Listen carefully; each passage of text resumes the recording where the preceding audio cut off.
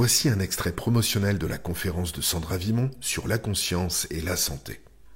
Vous pouvez vous la procurer en totalité sur le site web www.supramental.biz. Bonne écoute! Puis ils vont en avoir de plus en plus, puis là ils vont réaliser, mais quand je fais ça, ben ça va mieux. Puis ça oblige quoi à avoir une conscience du corps? Tout le temps, une conscience de soi. C'est bien beau la conscience, mais il faut commencer à s'occuper du corps, parce que sinon ça dégénère, puis l'inflammation elle va rentrer, puis elle va rentrer, parce que vous ne mangez pas ce que vous êtes supposé, vous ne faites pas ce que vous êtes supposé. Les actions que vous faites ne correspondent pas aux besoins de vos corps, donc de votre conscience.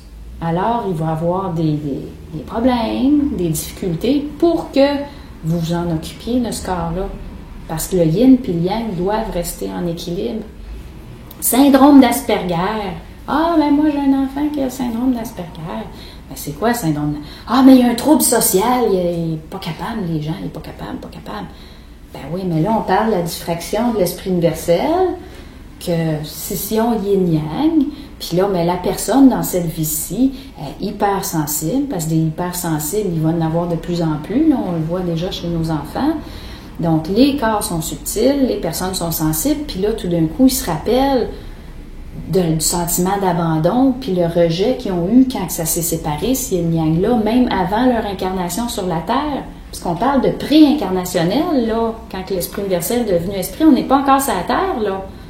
On est pré-incarnationnel, puis déjà, là, il faut commencer à s'occuper de ces diffractions-là. Pré-incarnationnel, on n'était même pas sur la Terre. Donc, surprenez-vous pas que vous recevez toutes sortes de drôles d'images des fois dans votre tête, puis que, mais c'est moi qui rêve, est-ce que je fabule? Ben non, vous fabulez pas!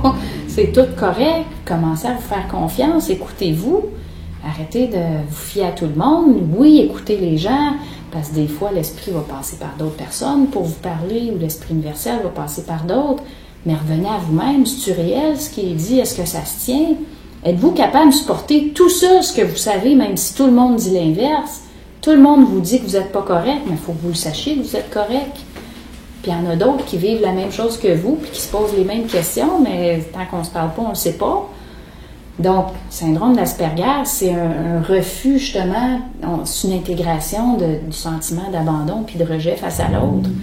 Puis la personne est hypersensible, donc elle est venue dans ce vie-ci pour régler ça. Donc, elle va faire ce qu'elle peut dans cette vie-ci. Ah, moi, mon enfant, il a un trouble d'attention. Ben oui, il n'arrive pas à se grounder. Tous ses corps sont tirés par en haut. Puis, donc, tout s'explique dans les plans subtils ou justement un trouble d'attention. Ben oui, mais il y a eu un refus d'incarnation parce qu'il a vu ce qui s'en venait, puis ça ne tente pas de vivre ça, puis ça, puis ça.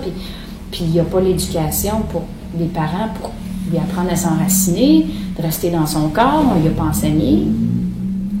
Comme mon garçon, il est né avec ça, puis on lui a dit « Ah, donnez-y du talent, donnez... » Ben non, pas du tout. Moi, tout par l'éducation est réglé.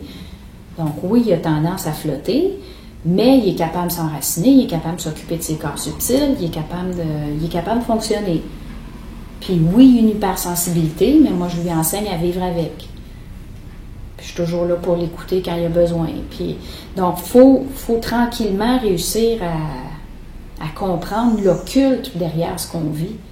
Puis dire, bon, ben, il y a une transformation qui se fait. Puis si on n'est pas dans cette ouverture-là de savoir qu'il y a une transformation, ben, on va être dans la réflexion. Puis c'est toujours ça le grand piège. Il faut arrêter d'être en réflexion face à ce qu'on vit, puis il faut rentrer dans le dialogue.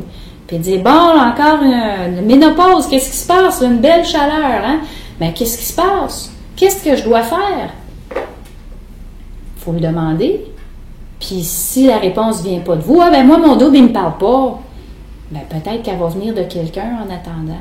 Ouvrez vos oreilles, ouvrez vos yeux, puis vous allez l'avoir, la réponse. Puis vous êtes obligé de l'exiger, parce que sinon, vous allez être obligé de la réfléchir. C'est comme soit qu'on le réfléchit ou on l'exige. Puis on peut dire, ben, tous les soirs, moi, je vais exiger avoir des réponses pour la ménopause, savoir comment je règle ça, cette histoire-là d'énergie qui lâche pas, tu sais, qui lâche pas.